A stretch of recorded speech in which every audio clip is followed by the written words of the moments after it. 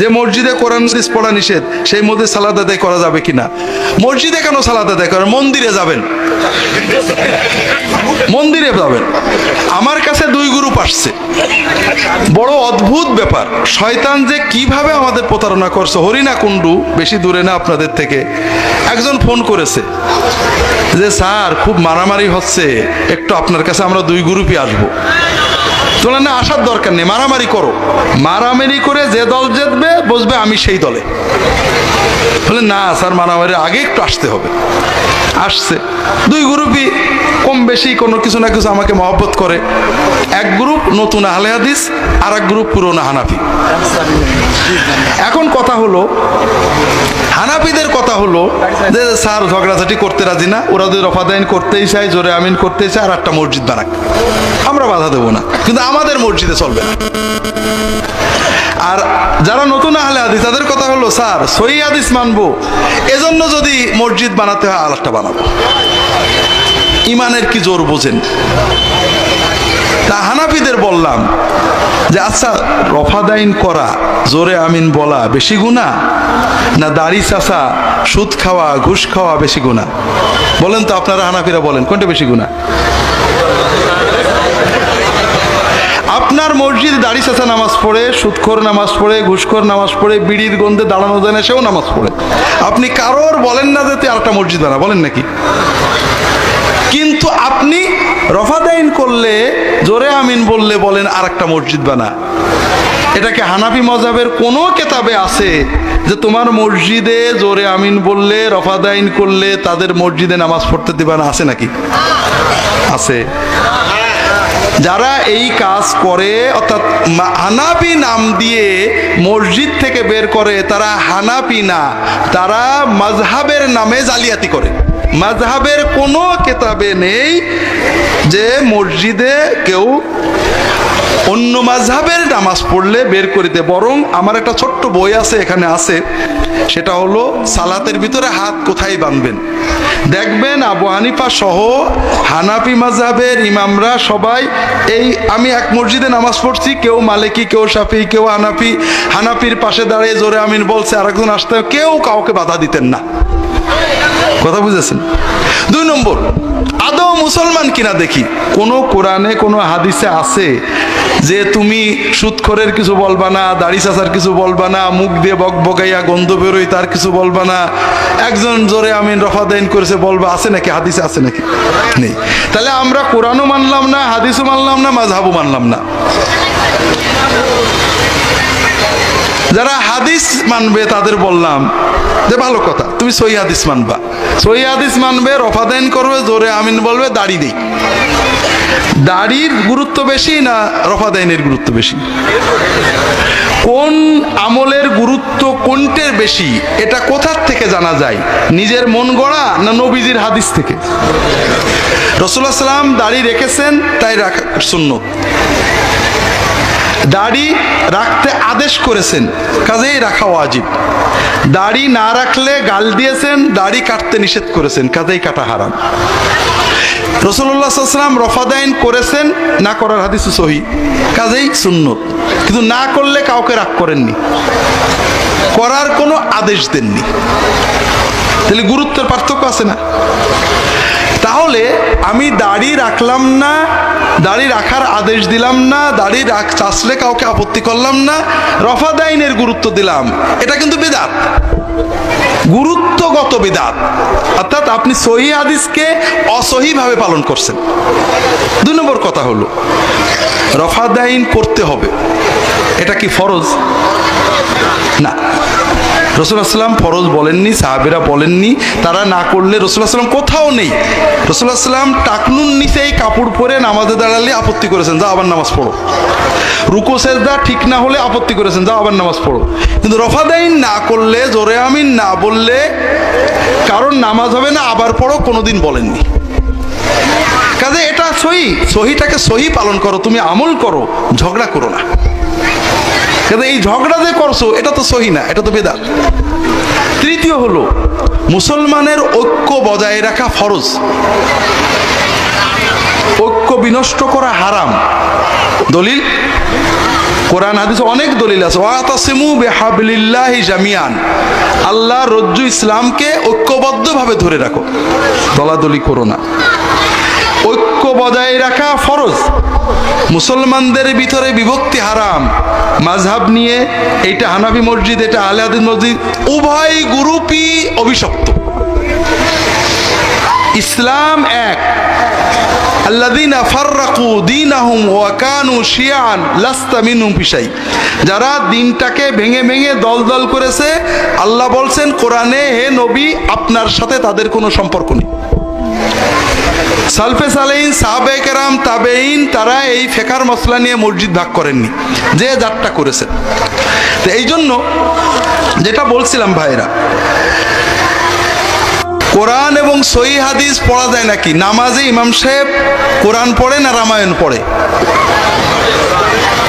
এখন একজন বলছে ওই আমার ঝগড়াঝাটির ভিতরে যে স্যার, আমরা যদি বলি সহিহ হাদিস মানতে, ওরা মানবো না সহিহ হাদিস, যা পারিস কর, তাহলে কি ইমান থাকে?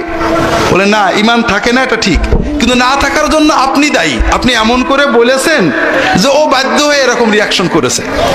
আমরা যদি সুন্দর করে মহব্বতের সাথে কতজন মানুষকে আল্লাহর দিন বোঝাবো এই নিয়েতে বললে এরকম হতো না। কথা কি বুঝতে পেরেছেন? সবাই আমরা প্রান্তিকতায় চলে গেছি। মসজিদে সহিহ হাদিস পড়তে না দিলেও মসজিদ ভাঙা যাবে না। আপনি সেই মসজিদে, সৌদি আরবের অনেক সব মসজিদ তালা মেরে দেয়, সৌদি সরকারের বাইরে কিচ্ছু করতে দেয় না। আপনি নামাজ পড়বেন না সৌদের মসজিদে, কোনো সহিহ জয়ীব কিছুই পড়তে দেয় না, ওয়াজও করতে দেয় না সরকারি পারমিশন ছাড়া। তা আপনি সেখানে নামাজ পড়বেন না? নামাজ পড়বেন সব মসজিদে। বাকি বিষয় নিয়ে বিভিন্ন মতভেদ থাকতে পারে। নারী নেতৃত্ব থেকে বেরোনোর উপায় কি? নারী নেতৃত্ব থেকে বেরোনোর উপায়, বউ তালাক দিতে হবে। নারী নেতৃত্ব নেই কে? বউর কথা শোনেন না এমন লোক কে আছে? আছে কেউ? আর যদি বলেন রাষ্ট্রের নারী নেতৃত্ব, বড় মুশকিলের কথা। এই রাষ্ট্র চলে অধিকাংশ মানুষের পরামর্শে মতে, ঠিক না? আমাদের সমাজে নামাজ পড়ে শতকরা কতজন? 10। আমি 10 ধরলাম, বেশি ধরলাম। এই 10 জন যারা নামাজ পড়ে, তারা ইসলাম মানে কতজন? নামাজও পড়ে, সুদ খায়, ঘুষ খায়, দাড়ি রাখে না, ধূমপান করে, বউ পর্দা করে না, সিনেমা দেখে, আছে না নেই? নামাজ পড়ে। আবার যদি একটু জোর দিয়ে বলা যায় তোমার বউর পর্দা করে, কেঁপে যায়, হুজুরা মৌলবাদী। নামাজ পড়ে। আবার সুদের বিরুদ্ধে 5 দিন ওয়াজ করলে বলে কমিটিকে এই লোককে তাড়াও, আছে না নেই? তাহলে পিওর ইসলাম মানে এরকম মুসলমান বাংলাদেশে শতকরা কয়জন? একজন হয় কিনা সন্দেহ। এখন 99 জনে চাই নারী নেতৃত্ব, আর একজনে চাই না, হবে কাড্ডা। পাল্টানোর উপায় কি? উপায় হলো আপনি 1 থেকে 30-এ চলে যান। অর্থাৎ আপনি মানুষদেরকে হাতে ধরে, পায়ে ধরে মসজিদে আনেন, নামাজ পড়ান, দিন শিখান, কোরআন মানান। যখন অধিকাংশ মানুষ মুত্তাকি হয়ে যাবে, তখন আপনি যেটা চান, মুত্তাকিরা যেটা চাই সেটাই হবে। আর এইটা না করে যত চিল্লাবেন, ঝগড়া করবেন, গালাগালি দেবেন, খুশি খুশি লাগবে, কিন্তু কাম কিছু হবে না, আর আল্লাহ খুশি হবে না। আমরা ওয়াজ করে জানি তো। আপনারা ওয়াজ শুনতে আসেন কি জন্য? খুব ভালো কথা, শক্ত কথা একেবারে সুলিয়ে দেশে। কার? আপনাদের প্রত্যেকের মনের ভিতরে কিছু ব্যথা আছে। কারোর আওয়ামী লীগের বিরুদ্ধে, কেউ জামাত ইসলামের বিরুদ্ধে, কেউ চরমনের বিরুদ্ধে, কেউ তবলিগের বিরুদ্ধে, কেউ বিএনপির বিরুদ্ধে। আপনারা চান হুজুর আমার মনের ব্যথাটা শক্ত করে কোক। যদি হুজুর বলতে পারে জিন্দাবাদে ভরে যাবে। কিন্তু আমরা এই 50 জনে যে এই জিন্দাবাদ বলে উম্মতের কি উপকার হলো, আর আপনার কি উপকার হলো? আপনার মনেও যে ব্যথা, আমার মনেও যে ব্যথা। আপনিও যে গুনাহ করেন, আমিও সেই গুনাহ করি, 1 পয়সা নিয়ে গেলাম না। যখন আমি আপনার গুনার সমালোচনা করব, ভাই বউকে পর্দা করান, ভাই কালকে থেকে তাহাজ্জুদ পড়বেন, আপনি খুশি, কি ওয়াজ করলো, ম্যাড মেরি ওয়াজ। সালাত কিভাবে আদায় করতে হবে তা আমাদেরকে হাতে কলমে শিখিয়ে দিন। আপনি যেভাবে পড়েন সেইভাবে আমাদের শেখান। আজকের থেকে আপনি যা শেখাবেন তার বেশি করব না এবং তার কমও করব না। ভাইরা, ঈমান নষ্ট হয়ে যাবে। এই কথাটা একমাত্র মুহাম্মদ সাল্লাল্লাহু আলাইহি ওয়াসাল্লাম ছাড়া কাউকে বলা যাবে না। খুব ভালো করে বোঝেন। আমি কেন, দুনিয়ার কাউকে যদি আপনি বলেন আপনি যা বলবেন তাই করবো, বেশি করবে না কম করবে না, খবরদার, ঈমান নষ্ট হয়ে যাবে।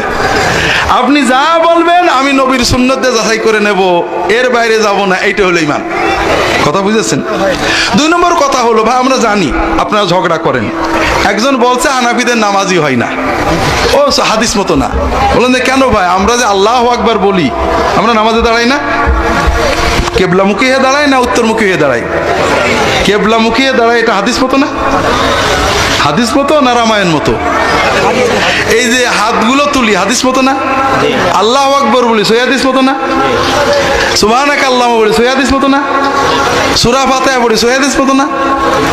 শুধু 8টা মশলা বা 9-10টা মশলা আছে নামাজে, নামাজের ভিতরে প্রায় 1000 মশলা আছে, 1000 সুন্নত আছে, এর ভিতরে মাত্র 10-12টা বা 8-10টা মশলায় ইখতিলাফ আছে। আর ইখতিলাফের সবগুলো বিষয় একটা বাদে মুস্তাহাব। হাত বুকে বাঁধবেন না নাভি বাঁধবেন, কোনো জরুরি মশলা না। রফা দাইন করবেন 1বার না 3বার না 4বার, মুস্তাহাব মশলা, কেউ ফরজ ওয়াজিব বলিনি।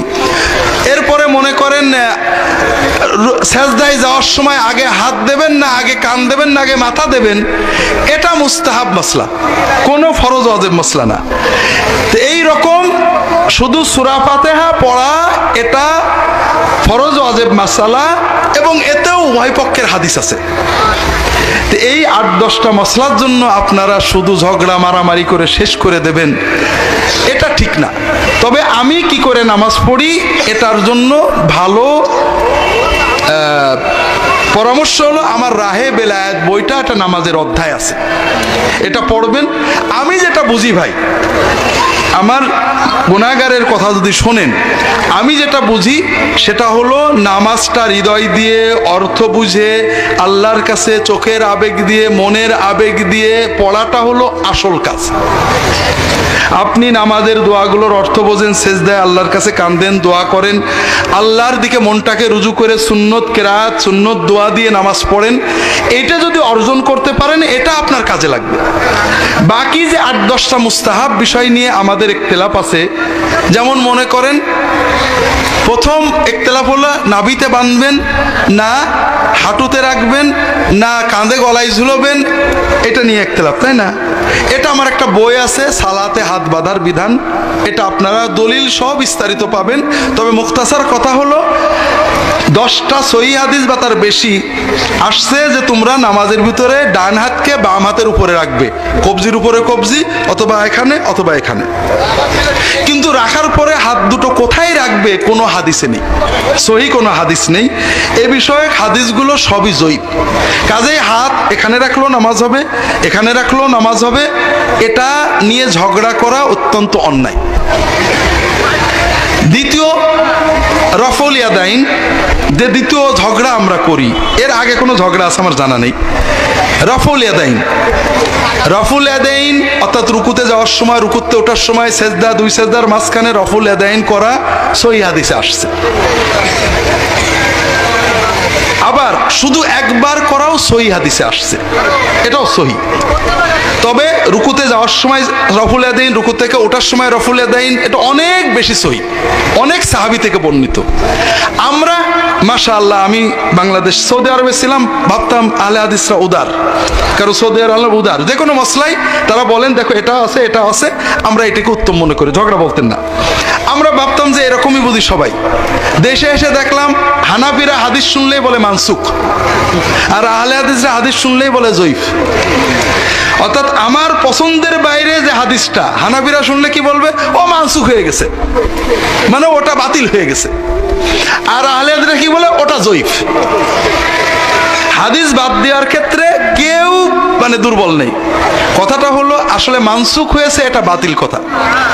আল্লাহ নবীর হাদিস সাহাবীরা আমল করেছে। আব্দুল কাদের জিলানী রফা দাইন করতেন, জোরে আমিন বলতেন, উনি কি দোজখে যাবে নাকি? মানসুখ হলে তো দোজখে যাওয়ার কথা।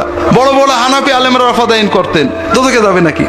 মানসুখ সহিহ হাদিসের দলিল ছাড়া বলতে নেই। আবার জয়ীফ, সহিহ হাদিসকে জয়ীফ বানাচ্ছে। 6 তাকবীর 12 তাকবীর উভয় হাদিস সহিহ, টনটনে সহিহ। শেখ আলবানী সহিহ বলেছে, এখনো অনেক আহলে হাদিস আলেম এটাকে জয়ীফ বলার জন্য পাগল। একামত ডবল ডবল দেওয়া, সিঙ্গেল সিঙ্গেল দেওয়া, দুটোই সহি, অত্যন্ত সহি। জয়ীফ বানানোর জন্য বা মানসুখ বানানোর জন্য আমরা পাগল হয়ে গেছি। এইভাবে বিভিন্নভাবে আমরা ঝগড়া বজায় রাখছি। তো যাই হোক, রফুল ইয়াদিন রুকুর সময় করা এটা সহি হাদিস, অনেক সাহাবী থেকে প্রমাণিত।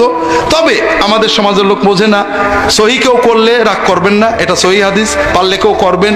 একবার করলে রাগ করবেন না, একবার করো, সহি হাদিস, সাহাবীরা করেছেন, তাবেঈনরা করেছেন, ঝগড়া করবেন না। তৃতীয় হলো ঝগড়ার তৃতীয় হলো রুকুতে যাওয়ার সময় হাঁটু আগে না হাত আগে। সৌদি আলেমরা হাঁটু আগের পক্ষে, তারা অনেক দলিল দেন। আহলে হাদিসরা হাত আগের পক্ষে, হানাফিরাও হাঁটু আগের পক্ষে। সব দলিল আদিল্লা পড়ে আমাদের সৌদি আরবে একজন উস্তাদ ছিলেন, মন্ত্রীও ছিলেন, তিনি বলেন যে তোমরা মাথা আগে দিও। এটা কোনো ঝগড়া হলো নাকি? বাকি ঝগড়া আমার